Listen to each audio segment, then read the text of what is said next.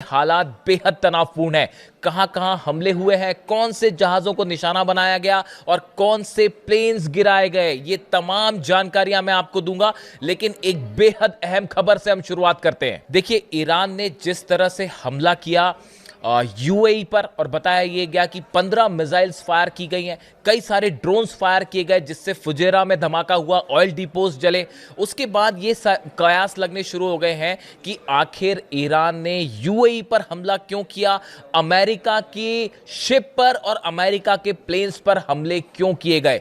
इसको लेकर एक बेहद हैरान करने वाला दावा सामने आ रहा है। ऐसा कुछ एक्सपर्ट्स बता रहे हैं। देखिए, इसका कंफर्मेशन नहीं है, लेकिन बिहाइंड द सीन इस तरह की चर्चाएं हो रही है कि क्या व्लादिमीर पुतिन, रूस के राष्ट्रपति के कहने पर ईरान ने यूएई के ऑयल डिपोज को निशाना बनाया। क्या रूस के राष्ट्रपति व्लादिमीर पुतिन के इशारे पर अमेरिकी शिप्स को निशाना बनाया गया हॉर्मुज में। देखिए, ये एक ऐसी थ्योरी है जो कई डिफेंस एक्सपर्ट इसकी चर्चा कर रहे हैं, जिसे समझना पड़ेगा असल में ये है क्या। शायद आप पहली बार इस बारे में सुन रहे हो। ये बड़ा हैरान करने वाला दावा है। अगर आप देखें, पिछले 15 से 20 दिनों के अंदर जो रूस की तुआप्से ऑयल रिफाइनरी है, सबसे बड़ी रिफाइनरी रूस की, उसके ऊपर 4 बार अटैक होते हैं, 4 बार ड्रोन अटैक्स हुए। देखिए, मैंने खुद ने ये वीडियो बनाए थे कि क्या डोनाल्ड ट्रंप के इशारे पर रूस की ऑयल रिफाइनरीज पर हमला हुआ। जिस तरह से यूक्रेन ने अचानक हमले शुरू कर दिए, क्या इसका कनेक्शन ईरान से है। देखिए, ईरान किसी भी तरह की न्यूक्लियर डील के लिए तैयार नहीं है। पुतिन तो ये भी कह चुके थे कि अगर ईरान तैयार है तो वो इसका यूरेनियम रखने के लिए तैयार है, लेकिन ये कोई भी बात डोनाल्ड ट्रंप को मंजूर नहीं है। क्या डोनाल्ड ट्रंप इस तरह से देखते हैं कि पुतिन के रहते किसी तरह का कोई समझौता ईरान नहीं करेगा अमेरिका से? और क्या यही वजह है कि यूक्रेन के जरिए डोनाल्ड ट्रंप रूस के ऑयल रिफाइनरीज को निशाना बना रहे हैं? एक के बाद एक 15 से 20 दिनों के अंदर 5-6 बड़ी ऑयल रिफाइनरीज पर हमला होना बड़े सवाल खड़े करता है, जिसके बाद ये कयास लगाए जा रहे हैं।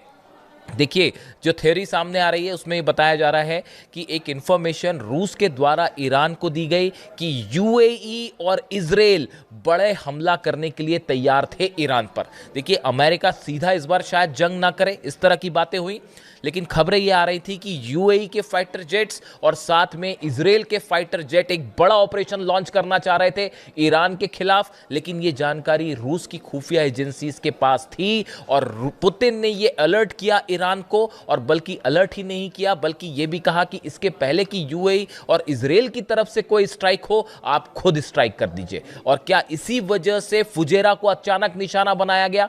ईरान की सेना ने जो हमले किए यूएई के ऊपर, क्या ये सिर्फ एक ट्रेलर था ये बताने के लिए कि अगर आपने हम पे हमला किया तो पूरा अरब जलेगा? क्या ये ट्रेलर वार्निंग थी? क्या इजराइल को यह संदेश दिया गया? क्या डोनाल्ड ट्रंप को यह संदेश दिया गया? क्या यूएई को यह संदेश दिया गया कि ईरान के खिलाफ अगर किसी भी तरह का एडवेंचरिज्म करेंगे, आप किसी भी तरह के हमले की कोशिश करेंगे, तो ईरान की सेना पिछली बार के मुकाबले ज्यादा बड़ा जवाब देगी? अमेरिका कि कई खुफिया एजेंसीज ये बात जाहिर कर चुकी हैं कि चाइना से कई एंटी शिप मिसाइल सप्लाई हो चुकी हैं ईरान को। दावे यहां तक हो रहे हैं कि रूस ने अपना डिफेंस सिस्टम भी दे रखा है और रूस की तरफ से भी मिसाइल सप्लाई हुई हैं ईरान को। ऐसे समय में देखिए, ईरान रूस, अभी जो लेटेस्ट खबर है, अब्बास अरागची विदेश मंत्री जो हैं ईरान के, वो चीन के दौरे पे हैं और उनकी चीन के विदेश मंत्री से आज मुलाकात होनी है, जिसमें बताया जाता है कि हॉर्मुज को लेकर एक बड़ा फैसला हो सकता है। देखिए, रूस और चीन और ईरान तीनों मिलकर इस बात को तय कर चुके हैं कि हॉर्मुज में किसी भी तरह से 1 इंच भी कंट्रोल नहीं छोड़ा जाएगा। यह बात ईरान की तरफ से साफ कर दी गई है कि अमेरिका अगर यहां अपने वॉरशिप लाना की कोशिश करता है, जैसे अमेरिका ने कोशिश की अपने वॉरशिप लाके एस्कॉर्ट करके जहाजों को निकालने के लिए, यह बात ना पुतिन को मंजूर है, ना चीन को मंजूर है जिनपिंग को, और ना ही ईरान को मंजूर है। यही वजह थी कि ईरान ने अपनी एंटी शिप मिसाइल से अमेरिका के वॉरशिप्स को निशाना बनाया। कल जिस तरह से खबरें आई कि एक KC-135 जो जेट रिफ्यूलिंग जेट है, इस पर मिसाइल्स फायर की गई और यूएई पर हमले, ये ईरान का वो एग्रेसिव पोस्चर है जो संभवतः पुतिन के इशारे पर ईरान ने अचानक ये कदम उठाया। देखिए, इसको लेकर तमाम खबरें हैं कि ईरान में जो पॉलिटिकल लीडरशिप है, क्या वो इस बात के लिए तैयार नहीं थी कि यूएई पे हमला किया जाए या ना किया जाए। लेकिन इसको लेकर जो हालात बन रहे हैं, निकल के सामने आए, ईरान की सेना की तरफ से एक क्लियर कट वार्निंग थी, क्लियर कट इंस्ट्रक्शन थे कि अगर आप हमारे वाटर्स में अंदर आएंगे तो जवाब मिसाइल से दिया जाएगा। आप अपने वॉरशिप लेके ईरान के करीब आएंगे तो सारे वॉरशिप जला दिए जाएंगे। ये अप्रोच ईरान की सेना का है, ये अप्रोच अली खामेनी साहब के विजन का है। उन्होंने हमेशा ये बात साफ की कि अगर दुश्मन आप पे अटैक करता है, आप उसको उसी की भाषा में जवाब दीजिए। ये आखिरी संदेशों में से एक संदेश था अली खामेनी साहब का, आप उनके सोशल मीडिया पर जाके चेक कर सकते हैं। बिल्कुल उसी गाइडलाइन पर ईरान की सेना चल रही है। ईरान के आईआरजीसी के चीफ अहमद वाहिदी साहब चल रहे हैं और सारे फैसले ईरान की सेना ले रही है और जनता के कहने पे ले रही है। आप देख लीजिए वहां पे इंकलाब स्क्वायर में किस तरह से हर रात को लाखों लोग जमा होते हैं और पूरी रात प्रदर्शन करते हैं और सबकी एक मांग है, अमेरिका के साथ किसी भी तरह का कोई समझौता नहीं होना चाहिए, 1 इंच भी झुकना नहीं चाहिए। ईरान इस जंग में जीता है और विजेता के हिसाब से ही व्यवहार किया जाना चाहिए। अमेरिका अपने वॉरशिप लेके हॉर्मुज से पहले बाहर निकले, उसके बाद ही किसी तरह से हॉर्मुज को खोलने का लेकर जो है कोई कदम उठाया जा सकता है। ये एग्रेसिव अप्रोच ईरान की जनता का है, ये वो गुस्सा है जो वहां की छोटी छोटी बच्चियों का कत्ल किया गया, अली खामेनी साहब को निशाना बनाया गया।